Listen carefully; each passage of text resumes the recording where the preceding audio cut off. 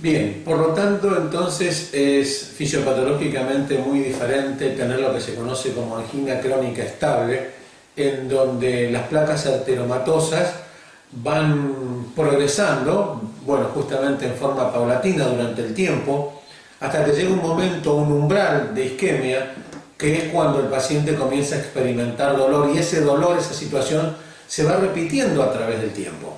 Eso es lo que se conoce como lo que es angina crónica estable. Diferente, por lo que acabamos de decir, es lo que es angina inestable, en donde el paciente lo que sufre es un crecimiento abrupto de esa placa de colesterol o ateroma, que hace que un paciente que estaba prácticamente asintomático, de golpe comience a sentir la manifestación clínica cardinal de la cardiopatía isquémica, que es el dolor. Si no, ¿cómo se explicaría que un paciente, por ejemplo, debute directamente con un infarto? Vamos a dibujar una historia clínica diferente en este caso.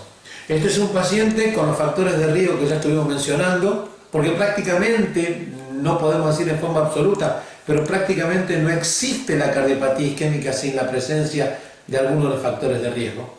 Este es un paciente hombre de 45 años que está totalmente asintomático y que está jugando, haciendo deporte, está jugando al fútbol. Por lo tanto, está haciendo una actividad física intensa. ¿Cómo se explica que ese paciente no haya sentido dolores previamente y se infarte? Que no ha seguido ese camino de sentir que progresivamente las placas de colesterol van aumentando de tamaño, van obstruyendo la arteria coronaria, originan dolor al correr, después al caminar y después del reposo. No, este es un paciente que debuta sin haber sentido síntomas previos con un infarto de miocardio. ¿Cómo se explica esa situación? De esta manera. Porque las placas de ateromas no necesariamente van progresando con el paso del tiempo.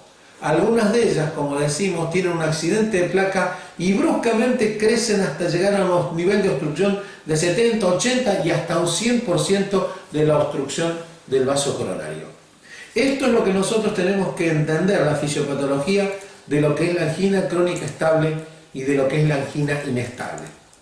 En una la placa va progresando lentamente, son placas fijas, estables. En la otra son placas nuevas, inestables, que bruscamente crecen hasta alcanzar niveles de obstrucción casi totales. Fisiopatológicamente es muy diferente. La angina inestable, como ustedes van a leer, tiene varios subgrupos. Dentro de la angina inestable se incluye a la angina de reciente comienzo, un paciente que tiene el primer dolor de pecho de su vida, con las características que vamos a mencionar, es una angina de pecho de reciente comienzo, ha comenzado ahora. No se sabe cómo va a progresar esa situación y por lo tanto la angina de reciente comienzo es una angina inestable. Una angina que va progresando, es decir, entendamos claramente por qué progresa. Porque el paciente, si antes tenía que correr para sentir el dolor, ahora con el solo hecho de caminar o aún en reposo empieza a sentir su dolor. Es decir, ha progresado, cada vez necesita menos actividad física o directamente en reposo para sentir la manifestación clínica capital, que es el dolor en el pecho. La angina progresiva, entonces, está dentro de la angina inestable. Hay una variedad interesante que la van a leer ustedes en nuestro libro de texto, que es la angina de Prinzmetal o angina vasoespástica, un tipo particular de síndrome coronario agudo en donde no necesariamente están involucradas las placas de ateromas. Recuerden ustedes que hasta ahora hemos venido mencionando que siempre están las placas de ateromas en el medio de este síndrome. Sin embargo, en algunas oportunidades el endotelio de un paciente no necesariamente tiene placas de ateromas. Sufre lo que se denominan espasmos coronarios. Hay un vasoespasmo coronario que se comporta desde el mismo punto de vista, obstructivo. La angina de Prinzmetal, angina variante, es una angina, por lo tanto, no necesariamente vinculado a la placa de ateroma. No digo que no lo haya, pueden existir pacientes que tengan placas de ateromas, pero que es el vasoespasmo el que origina el síndrome coronario agudo. Cuando ustedes estudien, recuerden que la angina de Prinzmetal particularmente se caracteriza porque está vinculado a vasoespasmos coronarios. Dentro de la angina inestable, que ya dijimos, está la angina de reciente comienzo, la angina progresiva, la angina de Prinzmetal, también está el síndrome intermedio, que yo quisiera que ustedes vayan al libro de texto y entiendan la definición de un síndrome intermedio, que es casi el camino hacia el infarto agudo de miocardio. Y dentro de los síndromes coronarios agudos, entonces, está justamente la situación más crítica, que es el infarto agudo de miocardio, en donde directamente la oclusión del vaso coronario produce el cese de la irrigación sanguínea, y la falta de irrigación sanguínea lleva progresivamente a la isquemia de una célula, a la lesión de la misma y a la necrosis finalmente de la célula miocárdica, la necrosis o infarto agudo de miocardio. Por lo tanto, cada uno de ustedes, ante este síndrome tan importante que es el síndrome de cardiopatía isquémica, deben reconocer que existe la angina crónica estable, que tiene su propio mecanismo fisiopatológico. Existe la angina inestable, que tiene otro mecanismo totalmente diferente vinculado al accidente de placa, de esta placa de ateromatosis. Y finalmente existe dentro de los síndromes coronarios agudos el estadio más grave, que es el infarto agudo de miocardio, en donde ya la lesión del miocito, si no se hace algo, es irrecuperable. Hemos definido el síndrome de cardiopatía isquémica. Hemos hablado de los factores de riesgo que todos tenemos que tener absolutamente en claro, vinculado a las lesiones de cualquier sistema arterial del cual hablemos. Y hemos hablado señaladamente acerca de la fisiopatología de estos diferentes estadios del síndrome isquémico, que es la angina crónica estable, la angina inestable y el infarto agudo de miocardio. Dicho esto, ahora tenemos que ponernos en la parte más importante probablemente que nos toque como médicos vivir, que es la clínica, las manifestaciones clínicas de la cardiopatía isquémica. ¿Cómo se presenta un paciente portador de una cardiopatía isquémica? ¿Cuáles son las diferentes situaciones que nosotros nos podemos encontrar? En primer lugar, yo mencionaría un hecho que no es poco importante: el síndrome de cardiopatía isquémica asintomático. Es decir, ustedes deben reconocer ya que existen pacientes que pueden tener lesiones coronarias muy importantes y sin embargo son asintomáticos. Y se vuelven probablemente sintomáticos cuando nosotros los médicos los sometamos a algún tipo de prueba para provocar una isquemia que origine síntomas. Existe la cardiopatía isquémica asintomática, lesiones coronarias importantes que no se han manifestado todavía con la clínica habitual. Hay una serie de pacientes, hay una serie de circunstancias que favorecen que una persona tenga lesiones coronarias severas, disminución del flujo sanguíneo importante, que haya isquemia y que no experimenten el clásico dolor retroesternal o dolor precordial. Ese tipo de pacientes son, por ejemplo, las personas añosas. Las personas añosas tienen menor sensibilidad, si se quiere, menores activación de los receptores de dolor, y pueden tener, por lo tanto, no solamente episodios de dolor de pecho, anginas de pecho asintomáticas, sino hasta tener tranquilamente infartos agudos de miocardio asintomáticos y que se manifiestan por cualquier otro tipo de cuadro clínico y no por el clásico dolor de pecho. Más allá de que existe la cardiopatía isquémica en un estadio asintomático, el cuadro clínico característico está gobernado por un síntoma fundamental, no exclusivo pero fundamental, que es el dolor de pecho que el paciente experimenta. A modo de introducción de este tema de la clínica de la cardiopatía isquémica, valga la pena mencionar que el dolor de pecho, queridos colegas, el dolor de pecho, el dolor retroesternal, puede ser originado por muy diferentes circunstancias. Hay enfermedades cardíacas que originan dolor de pecho sin que sea cardiopatía isquémica. Vamos a ver cómo la pericarditis es un cuadro de dolor de pecho que no necesariamente tiene nada que ver con la cardiopatía isquémica. Y son ustedes los que se la van a tener que ver con una persona joven de 20 años portadora de un dolor precordial muy intenso, producto de una pericarditis, y que van a tener que hacer ustedes el diagnóstico diferencial. ¿Cómo saber que este individuo joven de 20 años tiene una pericarditis y no tiene un infarto agudo de miocardio? Para eso está la semiología Para eso está todo el año 2020, queridos colegas.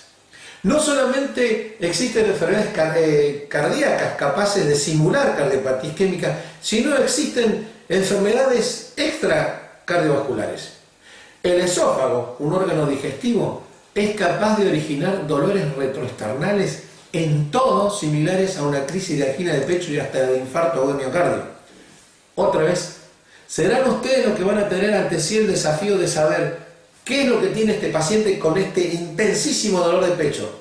¿Es un paciente que se me está infartando? ¿Es un paciente que tiene angina de pecho seria, inestable, que me preocupa porque tiene alto riesgo de vida? ¿O es un paciente con patología esofágica? El dolor de pecho, doctores, además, puede estar vinculado a patología respiratoria. Ya vamos a estudiar un tromboembolismo de pulmón, por ejemplo, un TEP. No tiene nada que ver con la parte cardiovascular.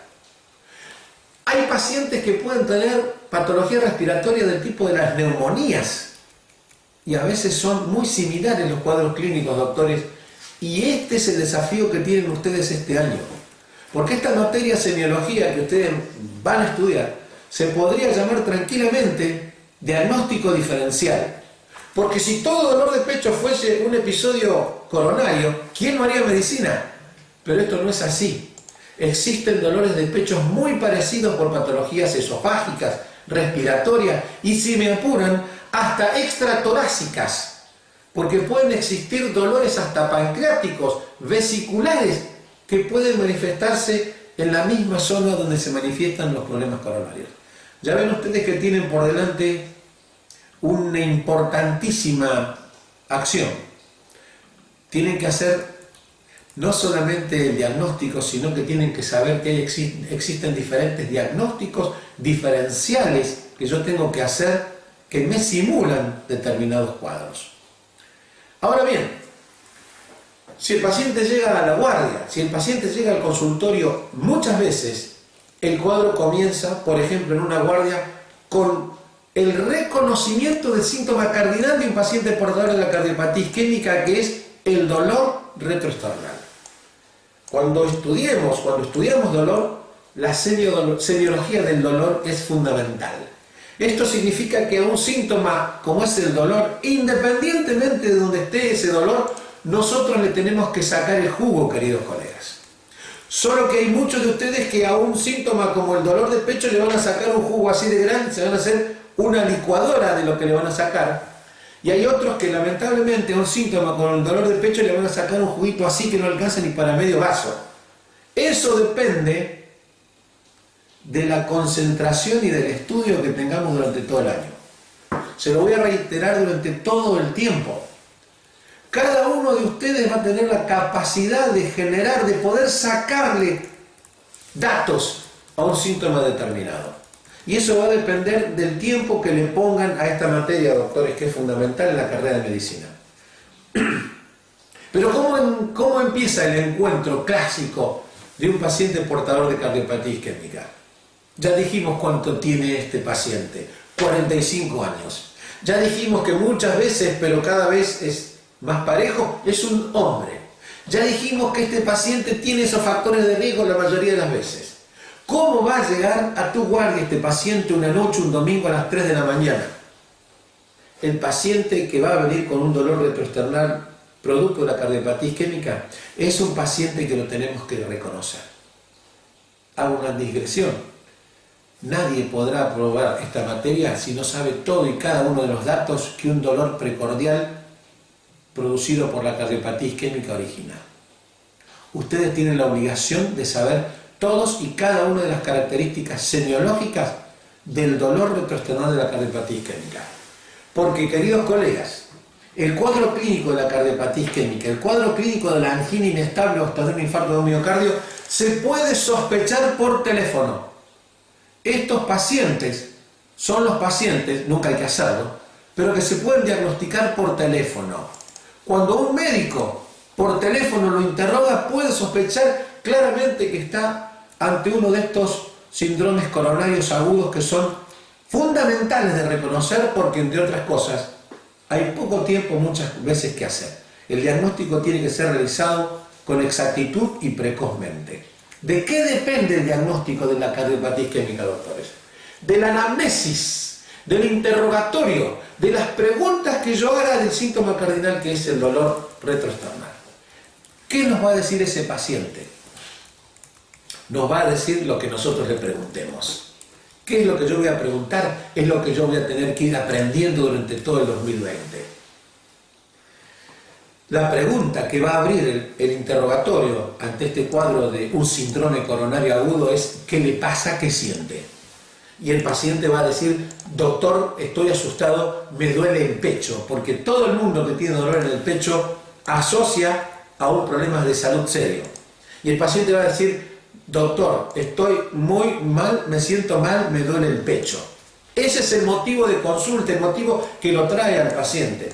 Pero yo tengo que interrogarlo acabadamente. Dolor de pecho, ¿dónde? La pregunta es, ¿dónde duele el pecho?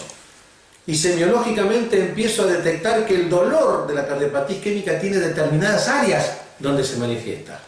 Es un dolor retroesternal, en el esternón o detrás del esternón.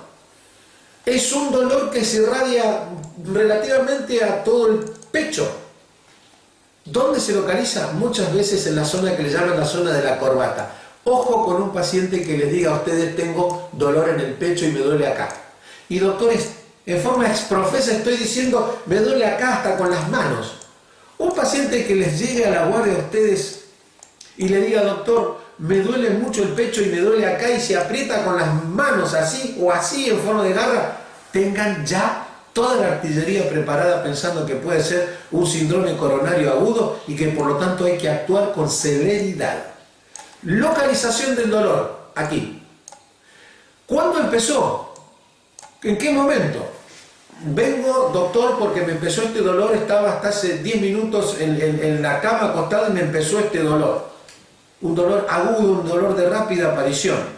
¿Cuándo apareció? Ahora, abruptamente. ¿Dónde está el síntoma? Acá en el centro del pecho. ¿Hacia dónde se irradia? Le tengo que preguntar. Los dolores muchas veces tienen una cierta localización y una cierta propagación. Y en base a la localización del dolor y la propagación del mismo, empiezo a sospechar determinados cuadros.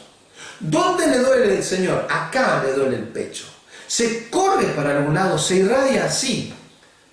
No es que en medicina se produzcan los hechos siempre así, de ninguna manera, porque vuelvo a repetir, cualquiera haría medicina. Pero la mayoría de las veces, el dolor de la cardiopatía isquémica tiene una localización y tiene una propagación, tiene una irradiación. Muchas veces se propaga hacia el cuello, muchas veces son dolores de mandíbula los que experimenta el paciente. Y la mayoría de las veces el paciente relata que su dolor se propaga hacia el hombro y hacia el brazo, hacia todo el miembro superior izquierdo. Y hasta dice por la parte interna de este miembro superior izquierdo. Doctores, esto de ninguna manera, reitero, se va a dar siempre. Pero tengan mucha precaución, porque con 3 o 4 preguntas, ¿cuándo empezó el dolor? Hace un ratito, en reposo. ¿Dónde le duele? En la zona del pecho. ¿Hacia dónde se irradia? ¿Hacia la mandíbula o hacia el miembro superior izquierdo? Ustedes ya prácticamente tienen hecho el diagnóstico, no más de 5 minutos o por lo menos la sospecha diagnóstica de que estamos ante uno de los síndromes médicos, síndromes cardiovasculares más frecuentes y graves que existen. En 5 minutos con un interrogatorio acabado uno puede llegar a sospecharlo. ¿Cuáles son los factores que han desencadenado el dolor? Hay que preguntarle. Muchas veces, lo estábamos diciendo, el dolor se desencadena a medida que el individuo está realizando un esfuerzo. Por eso los síndromes coronarios agudos y hasta un infarto aparecen muchas veces en el contacto de un individuo que estaba haciendo alguna actividad, estaba trabajando, estaba corriendo. Sin embargo, debemos saber que por estos accidentes de placas que ocurren, los síndromes coronarios agudos pueden ocurrir en reposo. Pero que quede claro que muchas veces los síndromes coronarios están vinculados a la actividad física. Y ya lo he explicado por qué. La explicación está dada porque a medida que el individuo hace actividad física, su corazón, su miocardio, demanda más aporte sanguíneo. Un aporte sanguíneo que no llega. Hemos, por lo tanto, hasta el momento averiguado acerca de la antigüedad del dolor. Es un dolor que habitualmente aparece de golpe, abruptamente, por eso son síndromes coronarios agudos. Hemos determinado que el dolor tiene una determinada localización. Hemos determinado cuál es la propagación, la irradiación de ese dolor, hacia dónde propaga. Hemos hablado acerca de la intensidad, que si bien es algo subjetivo, la intensidad de este tipo de dolores, de estos cuadros anginosos o del infarto, por supuesto que se caracteriza porque la intensidad es la mayoría de las veces muy importante. Hemos hablado de cuáles son los momentos en que aparecen y hemos relacionado a la actividad física con la aparición de los dolores precordiales, pero también por este tema del accidente de placa dijimos que no necesariamente esto es así y en no pocas oportunidades el dolor ocurre abruptamente en pleno reposo. Existen tranquilamente innumerables situaciones en donde el paciente comienza a tener su infarto en pleno reposo y esto tiene que ver con el accidente de placa que bruscamente ocluye una arteria coronaria. Hemos tratado de sacarle al síntoma dolor retroesternal todas y cada una de las características más importantes que a mí me sitúan que puede ser un síndrome de cardiopatía isquémica. Hay, sin embargo, también otro tipo de situaciones, de circunstancias, de síntomas que aparecen en el contexto muchas veces de un síndrome coronario. Recuerden ustedes, lo hemos dicho varias veces, que cardiopatía isquémica prácticamente es sinónimo de lesiones obstructivas coronarias y que prácticamente es sinónimo de un dolor retroesternal que tiene todas y cada una de esas características que nosotros tenemos que extraer en un interrogatorio, en una anamnesis, como se debe realizar. Sin embargo, otra de las cosas que no debemos olvidar es que de ninguna manera tiene que ser el dolor la única manifestación de una cardiopatía isquémica. ¿Hay algún otro síntoma que acompaña a esta molestia? Podemos preguntarle al paciente si es que el paciente en su desesperación ya no nos lo explicó. La otra manifestación que puede suceder en el contexto de la cardiopatía isquémica, más allá del dolor, y es un síntoma también sumamente importante, es la falta de aire o la disnea que los pacientes experimentan. Un paciente con un síndrome coronario agudo podrá tener todas y cada una de las características de este dolor que ya nosotros nos encargamos de extraer de todos los datos. Pero recuerden ustedes que no pocas veces el paciente con un síndrome coronario agudo que estamos hablando se presenta a la consulta también con falta de aire. Y quiero decirles además que muchas veces es la falta de aire el síntoma principal, aún más importante que el dolor en el contexto de la cardiopatía isquémica. Recuerden de preguntar a nuestros pacientes si además del síntoma principal no hay otros síntomas que acompañan al síntoma principal. En la cardiopatía isquémica, la disnea o la falta de aire acompaña muchas veces al dolor y les vuelvo a repetir, muchas veces es el síntoma predominante. Lo que nosotros nos tenemos que explicar siempre por qué suceden las cosas. Esta materia no solamente se llama semiología, queridos colegas, sino ya les dije a ustedes se llama diagnóstico diferencial, porque cada síntoma, cada manifestación clínica se puede originar por diferentes circunstancias. Hay que saber hacer los diagnósticos diferenciales de lo que el paciente presenta. Pero también esta materia se llama fisiopatología. Me tengo que saber explicar por qué ocurren las cosas. Y aprovecho de decir aquí que muchas veces me dicen, ¿pero qué me pasa a mí con esta materia? ¿Por qué no me va bien? Doctores, lo digo casi en forma rotunda. Cada vez que tratemos un tema, una manifestación, un cuadro clínico, nosotros nos tenemos que saber explicar por qué suceden las cosas. ¿Por qué sucede entonces la falta de aire en un paciente con cardiopatía isquémica? Es lo que me tengo que saber explicar. Los pacientes no solamente vienen con dolor de pecho con esas características, sino que los pacientes vienen con falta de aire. Ellos dicen, me falta el aire, me ahogo. Diferentes formas en que se expresa el paciente para decirnos que tiene disnea, dificultad para respirar. En los exámenes, no me canso de preguntar, dígame usted, ¿por qué en un síndrome coronario agudo el paciente experimenta disnea? El paciente sencillamente experimenta disnea, doctores, por una serie de hechos que yo tengo que reconocer. Porque si venimos diciendo que la cardiopatía isquémica ocurre muchísimas veces debido a obstrucciones coronarias que van originando isquemia, insuficiente irrigación del miocardio. Esta insuficiente irrigación del miocardio, ¿de qué se va a acompañar? Indefectiblemente de una pérdida de la capacidad contráctil del miocardio.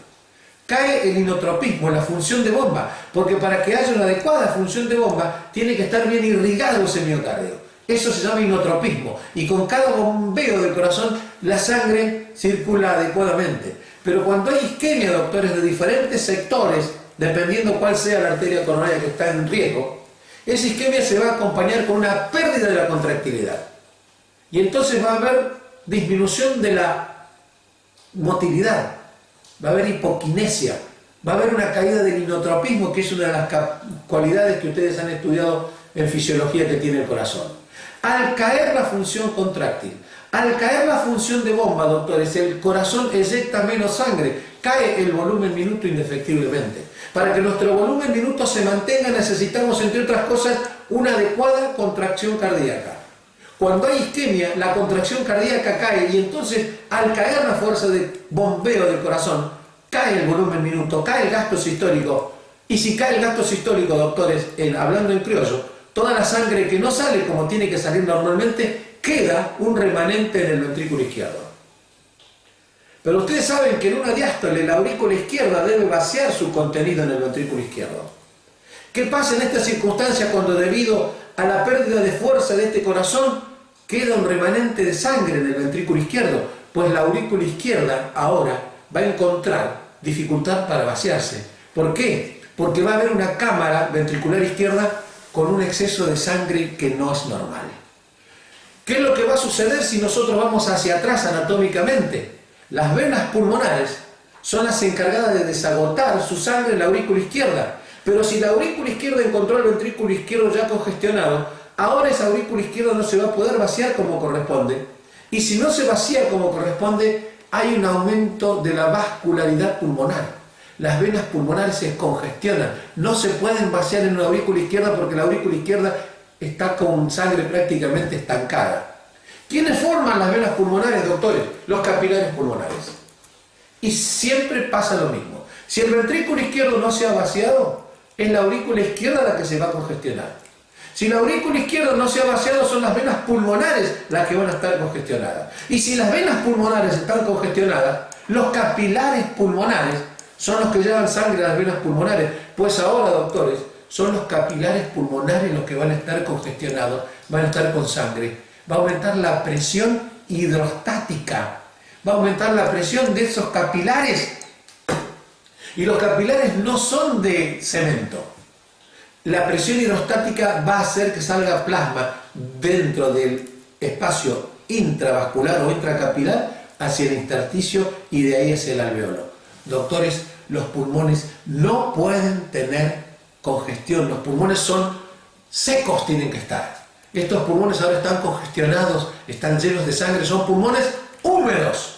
Y doctores, cuando yo respiro libremente porque los pulmones son prácticamente cámaras de aire, pero ahora estos pulmones son pulmones húmedos, pesados. El individuo para poder respirar tiene que hacer esfuerzo. ¿Y qué es la definición de disnea? Disnea es la percepción consciente de una dificultad respiratoria. El individuo empieza a darse cuenta que para respirar tiene que hacer esfuerzo. Eso se denomina disnea. Pero hay que saber entender y comprender por qué razón la cardiopatía isquémica termina originando como síntoma acompañante y a veces como único síntoma disnea en nuestros pacientes. Esta es la explicación. Pueden sin duda aparecer otros síntomas aparte del dolor y de la disnea. Fácil es entender que los pacientes que tienen caída del gasto cardíaco van a irrigar menos el sector muscular, son pacientes que van a tener debilidad muscular, son pacientes que van a tener hasta pérdida de conciencia. Y es fácil entender esto porque si cae el gasto cardíaco, la perfusión cerebral también va a sufrir esa pérdida de gasto cardíaco y puede haber desde mareos hasta pérdida de conciencia o episodios sincopales.